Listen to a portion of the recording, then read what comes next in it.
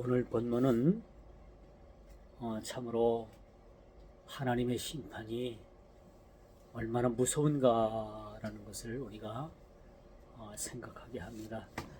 우리가 10장 오늘 1절부터 11절 본문으로 말씀을 전합니다만, 이 말씀을 이해하기 위해서는 또 9장 종반절에 있었던 사건을 우리가 연결해서 이 말씀을 이해하면은 더욱더 이 말씀이 이렇게 더욱더 우리들에게 이해가 잘 갈 것으로 봅니다.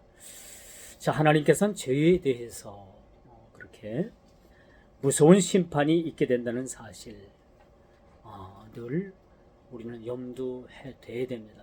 왜냐하면 하나님은 죄에 대해서 묵고 하시지 않는다.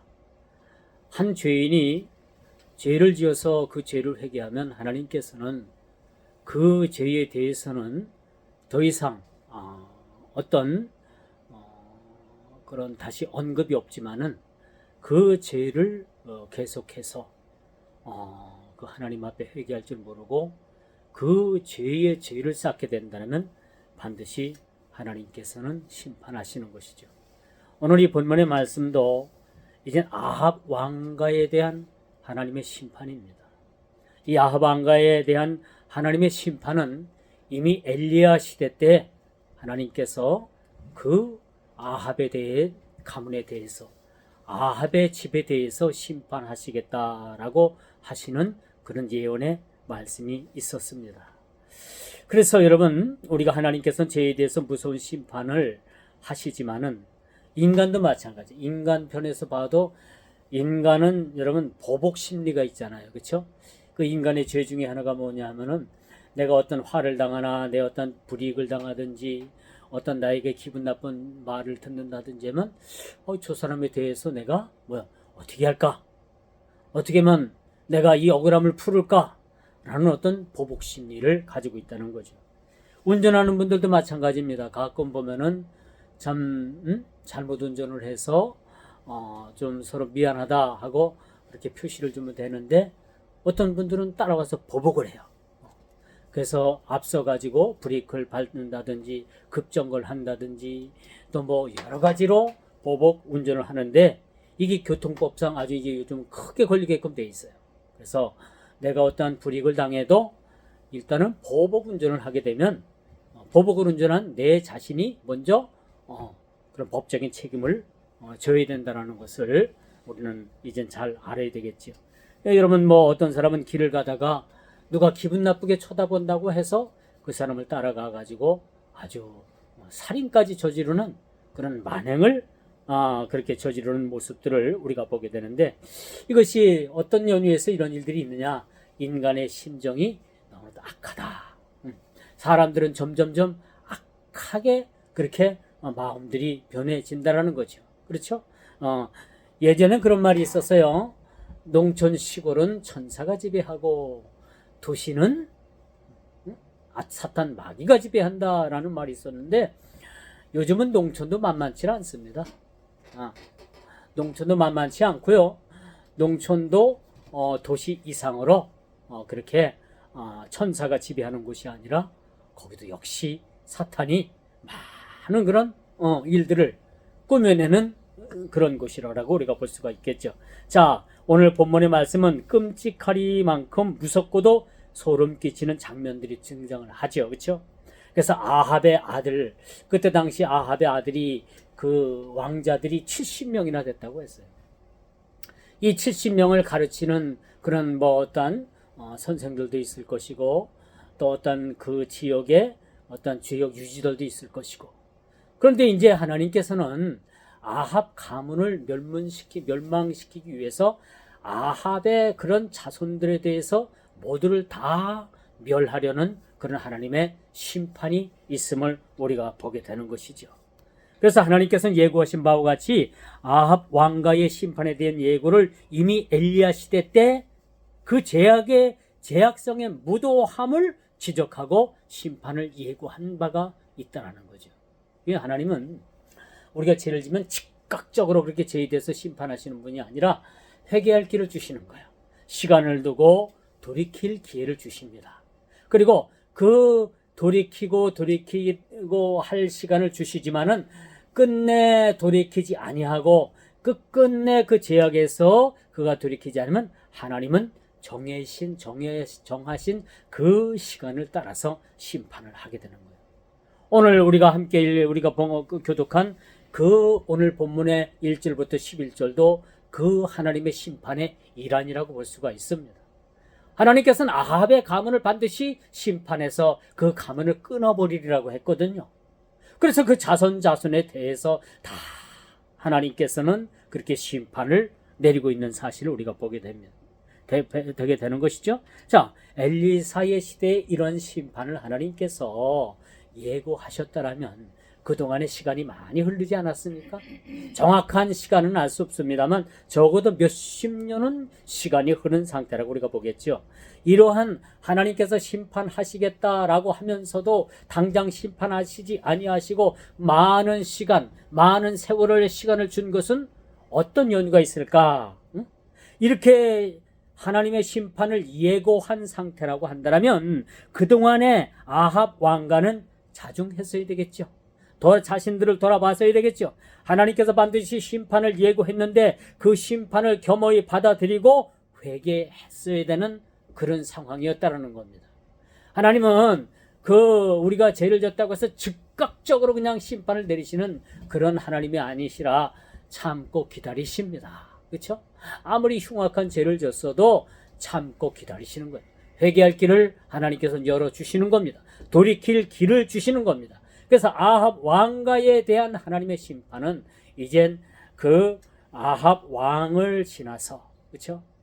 그 요람이라는 왕이 서기까지, 또 요람이라는 왕이 있기까지, 또 아합의 그 자손들의 왕자가 70명이나 됐다고 했는데, 이렇게 이 가문을 하루아침에 멸문치화시킨다는 게 아니었어요. 두고 보신 겁니다. 시대도 바뀌었어요. 엘리야라는 그런 선지자 시대에서 엘리사 시대로 바뀌었습니다. 그럼에도 불구하고 이 아합의 가문은 회개하고 돌아올 그러한 마음을 저버린 거죠. 그래서 하나님께서는 심판하고 계십니다. 심판하고 계시는 장면이 오늘 본문에 나오게 되죠. 자, 혹시 압니까? 히스기야 왕이 병들어 죽게 되었을 때 히스기야 왕이 음식을 전폐하고 그냥 벽을 바라보고 하나님 앞에 기도했어요. 하나님, 내가 죽을 병에 걸렸고 이제 내가 반드시 죽는다고 했는데 하나님, 나를 살려주십시오. 간절히 그가 하나님 앞에 기도했을 때 하나님께서는 그를 죽이시겠다고 하는 일들, 그 죽임을 철회하시고 히스기야가 그 죽음에서 벗어나서 15년이라는 세월을 더 세상을 산 사실을 여러분 알고 계십니까? 이처럼 하나님께서는 죽이기로 작정한 날짜를 번복하셔서 15년이라는 세월을 히스기야를 통해서 더 살게 만들어 주셨다는 거예요. 그렇다면 우리가 지은 어떤 죄라도 하나님 앞에 참으로 진실되게 이실 짓고 하나님 앞에 회개한다면 하나님께서는 우리들에게 있어서 용서하지 못할 죄가 없으시다라는 것을 우리는 알게 되는 거죠. 그래서 여러분, 우리가 용서와 간용은 하나님께서 아들 예수 그리스도를 통해서 죄인된 우리 인간을 구원하기 위해서 위대한 계획을 세우신 것이 바로 뭐예요? 죄에 대한 용서와 간용의 법칙이라고 우리가 볼 수가 있습니다. 하나님은 우리를 사랑하시어서 우리의 죄를 용서해 주시고 관용을 베풀어 주신 겁니다. 우리를 용서해 주시기 위해서 그 용서의 그 대속물이 필요했는데 그분이 바로 누구신가? 바로 예수 그리스도가 되시는 것입니다. 그렇죠. 자, 이쯤 되면 아무리 악의 하신인 아합 가문이 멸문지화에 이르기까지 하나님께서 두시게 하셨을까? 우리가 한번 생각해 봐요. 아합의 죄가 그렇게 크고 엘리야 시대에 이미 예고된 바 된 그러한 하나님의 심판이었지만은 그 이후에 그들이 죄를 깨닫고 철저하게 그 죄에서 돌아서고 회개하고 다시는 그런 죄를 범치 않는다면 모르긴 몰라도 하나님께서 그들의 죄를 묻지는 다 덮어두셨을 겁니다. 이게 하나님의 사랑인 겁니다. 하나님은요, 심판하시는 것보다 하나님은 관용과 용서를 원하시는 분이 하나님이십니다. 하나님은 심판하시기 전에 반드시 그 죄인이 그 죄에서 돌아오기를 기다리고 마치 그 자기 분깃을 얻어가지고 그 먼 곳으로 떠났던 그 탕자가 모든 것을 다 잃어버리고 다시 돌아왔을 때 그렇게 돌아오기를 원하셨던 분이 바로 하나님의 마음이라는 사실을 우리가 보게 되는 거죠. 자, 화를 당하는 편에서는 오늘 보십시오. 아합의 아들들 70명이 그 자리에서 다 목이 잘려서 70명이 광주리에 담겨가지고 예후라는 그런 사람 앞에 놓여지지 않습니까? 얼마나 끔찍한 일이에요. 그렇죠? 얼마나 끔찍한 일입니까? 자, 이걸 보면 여러분, 화를 당하는 편에서는 마른 하늘의 날벼락이라고도 생각할 수가 있어요. 그런데 여러분, 우리가 살다 보면 마른 하늘의 날벼락은 절대 없습니다. 모든 되어지는 일들이 다 연관이 있는 거예요. 다 어떤 일이든지 그것이 연결되어 있는 겁니다. 그래서 모든 것이 다 구슬이 그 실에 깨어가지고 그렇게 쫙 구슬이 깨어진 것 마냥 모든 것이 다 변명할 수 없는 상황을 우리는 알아야 되는 거예요. 마른 하늘의 날벼락 아니에요. 다 이 날벼락이 떨어지는 것 같아도 이것이 다 하나님의 뜻이 서려 있다는 사실들을 우리는 알아야 되는 거죠. 그래서 우리에게 살아가면서 여러분들 문득문득 어려운 일 만나거나 또 문득문득 여러분들에게 주시는 그런 하나님의 그런 사인이나 이런 것들을 우리가 절대 소홀히 해서는 안 된다. 응? 그렇죠? 여러분들이 살아가면서 크고 작은 일들을 겪지 않습니까? 그렇죠? 그러면서 이것이 문득 어떤 뜻인지는 모르지만은 이 뜻을 우리가 자세히 잘 살펴보고 이런 일들을 지나놓고 보면 하나님께서 그때 그런 뜻이 있었었구나 라는 것을 우리는 알게 되지 않습니까? 그러므로 여러분, 우리가 마른 하늘의 날벼락이라고는 없어요. 모든 것이 다 하나님의 뜻과 계획 가운데, 예정 가운데 이루어진다는 사실들을 우리가 깊이 깨달아야 되는 거예요. 그래서 여러분, 우리가 아합 왕가가 날벼락으로 생각하지 않고 하나님께서 긴 세월 동안 그들을 돌이킬 기회를 주셨음에도 불구하고 그들은 돌이키지 아니했다라고 말씀드릴 수가 있겠죠. 자, 오늘 본문으로 다시 돌아갑니다. 요람과 아하시아가 죽임을 당합니다. 9장에 보니까 이 아스로 왕 하사엘과 그렇게 싸우다가 그 요람이라는 왕이 큰 부상을 입었어요. 그래서 이스라엘로 돌아와 가지고 그가 치료를 받던 중에 예후가 그들을 찾아와 가지고 그 이스라엘의 왕인 요람을 그냥 창으로다가 가슴을 팍 찔러가지고 그렇게 왕을 죽이게 되죠. 죽이게 되는데 이 전쟁이 또한 어떤 전쟁이었나? 그 남북 연합군으로 다 출전을 해서 유다 왕 아하시아도 함께 그 전쟁에 출전을 한 거예요. 그런데 예후는 이들을 찾아가서 이 이스라엘 왕과 남유다 왕을 한꺼번에 그렇게 죽이게 되죠. 그러면 이스라엘의 그 요람 왕은 그 자기 가문의 조상 때문에 그렇게 심판을 받는다고 하더라도 남유다 왕 아하시아는 왜 또 거기서 죽임을 당했을까라는 생각을 우리가 한번 생각해 보게 해야죠. 이 부분은 우리가 어떻게 해석해야 되는가? 여러분, 하나님의 심판에는요, 그 어떤 변명이 통할 수가 없습니다. 하나님은 하루아침에 두 왕이 예후에 의해서 죽었다는 소식을 전하고 있습니다. 그런데 여러분, 남유다의 아하시아 왕이 왜 죽었을까?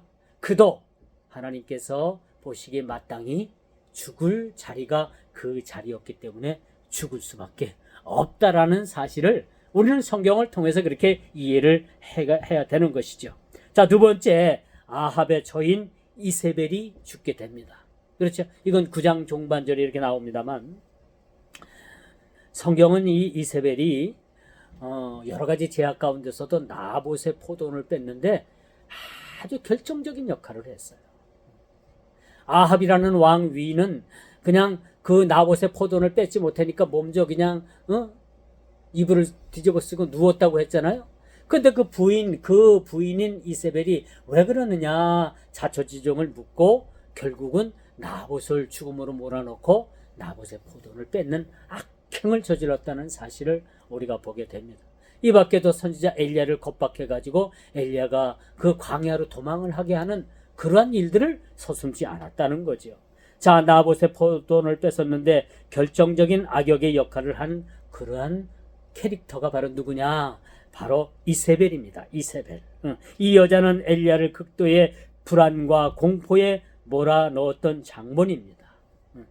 어찌 보면 엘리야가 현대 의학으로 보면 우울증에 걸렸다고 했어요. 우울증. 아주 심각한 우울증에 걸려가지고 이제는 뭐야? 그 이세벨이 너무나도 두렵고 떨리는 거야. 당장 죽을 것 같아. 그래서 그가 도망을 가게 되죠. 그리고 그가 하나님 앞에 어떤 고백을 합니까? 나를 죽여주세요. 나를 죽여주세요. 그렇죠? 참 한때는 하늘에 불을 내리게 했던 그런 불의 사자인데 이렇게 나약한 인간으로 그렇게 전락해버리고 마는 것을 보게 됩니다. 이걸 보면 우리 인간이 얼마나 나약한 존재인가라는 것을 우리가 깨닫게 되죠. 왜 이렇게 엘리야가 나약한 존재가 되었을까요?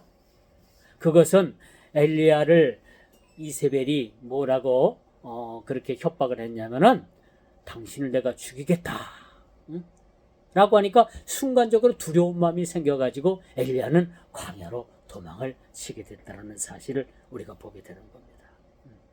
이 여인은요, 그런데 이 여인이 이제 하나님의 예언대로 심판을 받게 됩니다. 이 여인의 죽음의 앞에, 이 여인은 어떤 여인이었느냐? 이 여인이 보통 여자가 아니에요. 자기가 죽음을 예고한 상태에서도 사람이 이제 어떤 상황에 몰리게 되면 이제 죽는구나라는 것을 직감적으로 알게 되잖아요. 이런 상황에서도 이 여인은요, 머리를 단장을 했어요. 머리를 단장을 했다는 것은 이 죽음 앞에서도 이 여자는 자기 얼굴에 화장을 했던 여인입니다. 이게 보통 사람은 아니잖아요. 그렇죠? 보통 사람 같으면 두렵고 떨려가지고 어느 한 곳에 가서 숨을지도 모르는 그런 상황이지만 이 여인은 너무나도 죄에 대해서도 담대했지만은 모든 상황 앞에서도 보통 여자의 모습을 뛰어넘었던 여인이라고 우리가 보게 되죠. 머리를 단장하고 화장을 했고, 그렇죠? 9장 30절에 이렇게 나오잖아요. 그리고 열왕기상 21장 25절에 보니까 아내, 그 아합의 아내에 대한 모습이 나오는데 이 여인이 그 남편인 그 아합의 마음을 충동을 해가지고 더 중한 죄를 짓게 만들었던 그런 여인이었음을 우리가 보게 됩니다. 그런데 이 여인이 이젠 그 성에, 높은 성에 있을 때 아마 사마리아 성으로 봐야 되겠죠. 그 넷이 둘이 이 여인을 그 성 밖으로 그냥 집어 내어 던집니다. 그 높은 성에서 떨어진 이 여인은 그냥 시신을 제대로 보존하기 어려울 정도로 아주 시신이 심각한 훼손이 됐어요. 여러분, 우리가 높은 곳에서 이렇게 떨어지면요, 시신이 온전히 수습하기가 쉽지 않대요. 한마디로 그 시신이 걸레와 같답니다. 그렇게 아주 심각한 거예요. 그래서 이제 그 성에서 그 성 아래로 떨어졌는데 그 시신이 어떤 모습이었냐? 두개골, 머리, 다리, 손, 요것만 남고 하나도 없는 거예요. 몸통이 사라진 거예요. 몸통이. 참 죽어도 이렇게 참 흉측하게 그렇게 죽는 모습을 우리가 보게 됩니다. 이처럼 흉측하게 시신이 몇 조각 남았다는 것은요, 이것은 하나님의 예언입니다. 그렇게 죽겠다고 한 하나님의 예언이 이루어졌을 뿐만 아니라, 그럼 이 나머지 시신이 어디로 갔을까? 여러분 상상 좀 해보십시오. 이 시신 일부를 개들이 와서 먹어치운다고 생각을 할 수가 있어요. 9장 36절에 보니까 여호와께서 그종 디셉 사람 엘리야를 통하여 말씀하신 바와 같이 이스라엘 토지에서 개들이 이세벨의 살을 먹을지라라는 예언이 있음을 우리가 보게 되는 거죠. 그렇죠? 참 끔찍한 일입니다. 개들이 와서 그 시신을 다 훼손시키고 없애버렸다는 것은 참 이게 얼마나 하나님의 심판이 무서운가라는 것을, 그 시신조차도 온전히 수습할 수 없는 그런 상황으로 내어 몰리는 그런 비극을 우리는 말씀을 통해서 찾아보게 되는 겁니다. 이제 마지막 결론적으로 이제는 아합의 가문이 완전히 멸문지화됐다는 거예요.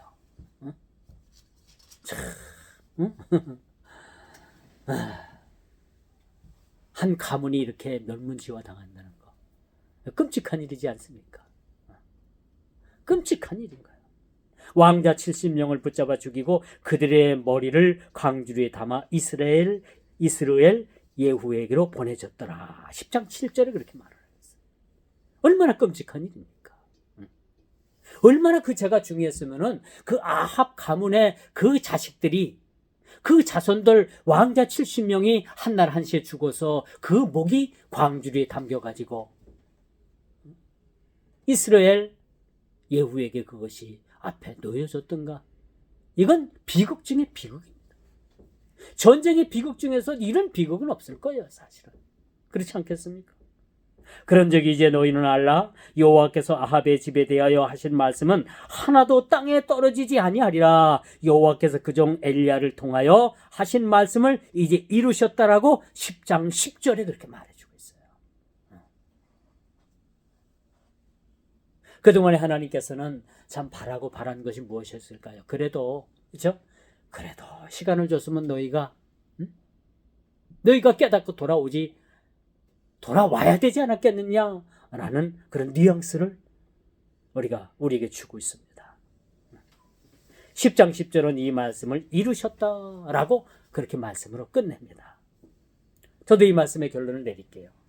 우리는 이 전대미문의 아합 왕가의 사건을 보면서 어떤 마음이 들까요? 저와 여러분들은 어떤 마음이 듭니까? 마치 애굽의 바로가 애굽의 바로의 그 고집스러운 것 때문에 그 열재앙으로 인해 가지고 애굽이 초토화가 되지 않았습니까? 애굽 나라 백성뿐만 아니라 모두가 다 고통을 당했다라고 볼 수가 있습니다. 한 가문이 이처럼 처절하도록 무너진 데는 압제와 더불어 악을 밥 먹듯한 아합 가문의 죄가 있었다라는 거예요. 하나님은요, 절대 어떤 연유 없이, 이유 없이 우리 인생을 치는 법은 없습니다. 어떤 이유 없이 우리를 심판하시는 법은 없는 거예요. 그 죄에 대해서 하나님께서는 놀랍도록 그렇게 죄에 대해서는 무서운 심판을 내리지만은 그 죄에서 돌이켰을 때는 하나님께서는요, 이 땅의 의인 100명으로 인해서 기뻐하는 것이 아니라 하늘에서 회개한 죄인 하나가 회개한 그 한 사람 때문에 기뻐하겠다라는 말씀을 우리는 기억을 해야 되는 겁니다. 그래서 이처럼 처절하도록 무너진 데는 압제가 있었고요. 또 여로보암의 죄가 기인됐다는 사실을 우리는 알아야 되고요. 죄의 뿌리가 얼마나 깊이 뻗어 인간을 파괴하는가라는 것을 우리는 꼭 명심해야 됩니다. 그래서 죄라는 것은 그림자까지라도 버리고, 죄라는 것을 꿈에서라도 졌으면은 꿈에서까지라도 우리가 회개할 수 있는 그런 우리가 되어질 수 있도록 주님의 이름으로 축원드리면서 말씀을 맺도록 하겠습니다. 기도합니다. 사랑의 주님, 오늘도 아합 왕과의 멸문지화를 우리가 바라보면서 우리에게 주시는 교훈은 이렇습니다. 그동안의 시간도 줬고 세월도 줬고 또 많은 시간 가운데 돌아오고 회개할 길을 주셨건만 그들은 결코 그 길에서 떠나지 아니했습니다. 하나님의 그 무섭고도 그 무서운 심판이 그들에게 임했음을 우리는 상상조차도 할 수 없는 마음으로 본문을 우리는 바라봅니다. 이 말씀이 오늘 사는 저희들에게 있어서도 죄를 가지고는 결코 하나님 앞에 나갈 수 없다는 사실을 우리가 깊이 깨달아 우리의 모든 작은 죄일지라도 우리 모든 죄악을 주님 앞에 내려놓고 해결받는 지혜로운 하나님의 백성들이 다 되게 하여 주옵소서. 예수님의 이름으로 간절히 기도드리옵나이다. 아멘.